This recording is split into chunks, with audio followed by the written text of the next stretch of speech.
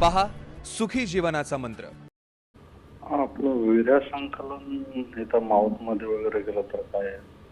अच्छा, म्हणजे तुम्हाला असं म्हणायचं की वीर्यस्खलन समजा यावेळेस मुखमेथूनमध्ये समजा वीर्यस्खलन तुमच्या समजा पोटामध्ये गेलं तर अशा कंडिशनमध्ये काही होतं का हे विचारायचं आहे तुम्हाला?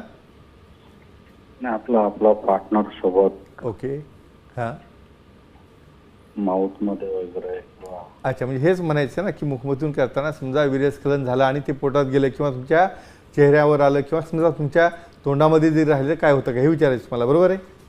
हो हो. चला, व्हेरी गुड प्रश्न हा सांगतो मी तुम्हाला याचं उत्तर देखील. बघा, लैंगिक शिक्षण काळाची गरज म्हणजे बऱ्याच जणांना करायचं सर्व असतं, नॉलेज नसतं आणि त्याचा फायदा काय हे माहीत नसतो. त्याचं वैज्ञानिक उत्तर काय सांगूया आपण. सर्वात महत्त्वाचं परत मी एक तुम्हाला डिस्क्लेमर सांगतो या ठिकाणी. Time, place, person, condition, culture, safety, consenting, आपला ओन आणि नॉन इन्फेक्टेड नोन पार्टनर ही आपली मर्यादा आहे, ज्यामध्ये की आपल्या पार्टनरचं विलिंगनेस, आपल्या पार्टनरच्या आवडीनिवडी आणि त्या ठिकाणी समजा पार्टनर विलिंग असेल, दोघंही त्यामध्ये इन्व्हॉल्व असतील आणि त्यामध्ये त्यांना एन्जॉयमेंट असेल, असे वेगवेगळे प्रकारचे मैथून असतात, ज्यामध्ये की ह्यांचा हा प्रश्न आहे की असं वीर्यस्खलन झाल्यामुळं त्या ठिकाणी काही साईड इफेक्ट होतात का?